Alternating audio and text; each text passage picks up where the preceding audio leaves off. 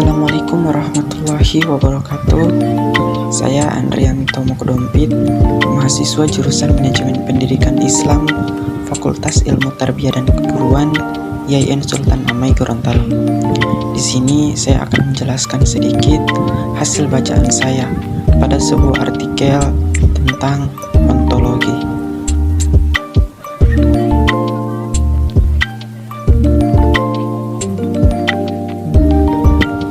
Pengertian ontologi.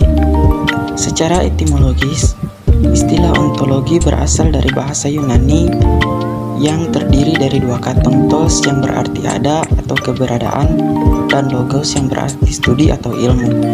Sedangkan menurut istilah, ontologi adalah ilmu yang membahas tentang hakikat yang ada, yang merupakan ultimate reality, baik yang terbentuk jasmani, konkret maupun rohani atau abstrak. Ontologi menyelidiki sifat dasar dari apa yang nyata secara fundamental dan cara yang berbeda, di mana wujud kategori-kategori yang logis yang berlainan, objek-objek fisik, hal universal, abstraksi, dapat dikatakan ada dalam rangka tradisional. Ontologi dianggap sebagai teori mengenai prinsip-prinsip umum dari hal ada, sedangkan dalam hal pemakaiannya, akhir-akhir ini ontologi dipandang sebagai teori mengenai apa yang ada.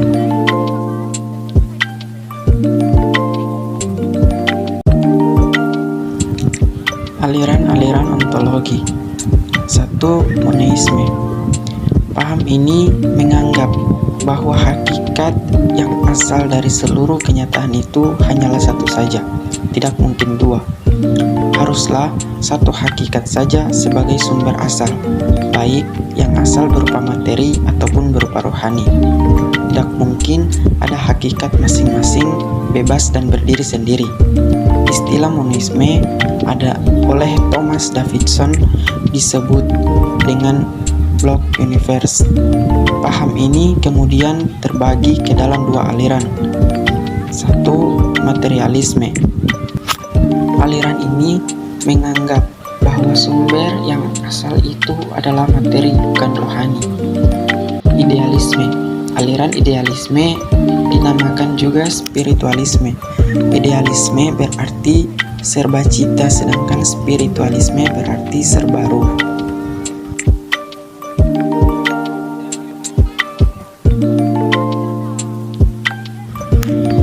2. Dualisme. Dualisme adalah aliran yang mencoba memadukan antara dua paham yang saling bertentangan, yaitu materialisme dan idealisme. Menurut aliran dualisme, materi maupun ruh sama-sama merupakan hakikat. Materi muncul bukan karena adanya ruh, begitupun ruh muncul bukan karena adanya materi. Tetapi dalam perkembangan selanjutnya, aliran ini masih memiliki masalah dalam menghubungkan dan menyelaraskan kedua aliran tersebut di atas. Sebuah analogi dapat kita ambil, misalnya tentang jiwa sedang sehat, maka badan pun akan sehat kelihatannya. Sebaliknya, jika jiwa seorang sedang penuh dengan duka dan kesedihan, biasanya badan pun ikut sedih, terlihat dari murungnya wajah orang tersebut.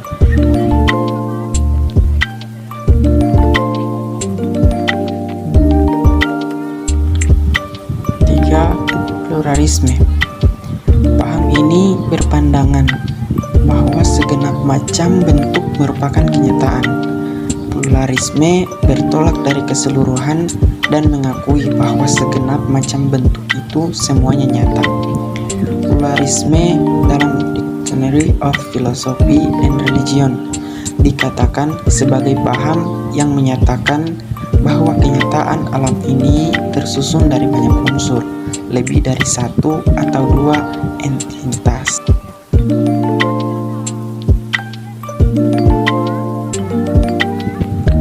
4. Aliran nihilisme dalam filsafat.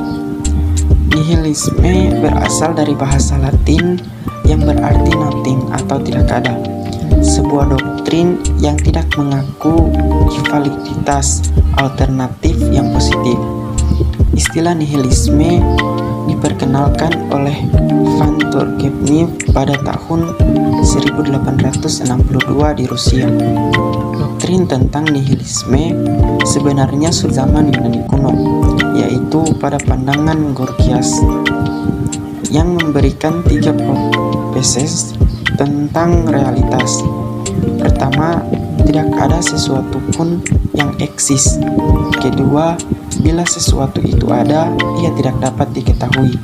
Ketiga, sekalipun realitas itu dapat kita ketahui, ia tidak akan dapat kita beritahukan kepada orang lain.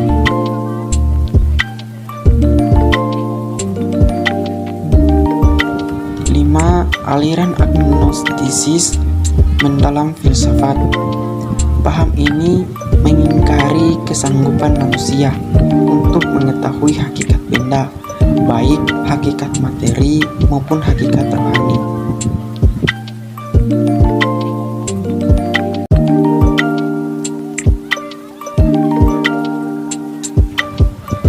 Kedudukan ontologi.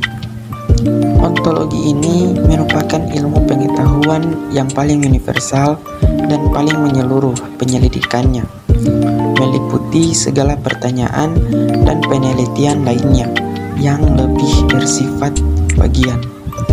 Ia merupakan konteks untuk semua konteks lainnya, cakrawala yang merangkum semua cakrawala lainnya, pendirian yang meliputi segala pendirian lainnya. Ontologi berhubungan dengan yang namanya metafisika, oleh karena sifat Engloban atau Marcel atau Omgeben Aljaspers. Maka ontologi meneliti pengkadaran pengganda, sedangkan mengada itu merupakan sekaligus hal yang paling terkenal dan hal yang paling sukar diekspresikan. Oleh karena meneliti dasar paling umum untuk segala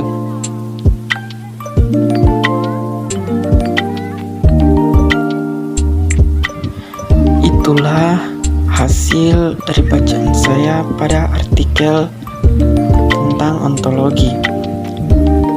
Demikian, wassalamualaikum warahmatullahi wabarakatuh.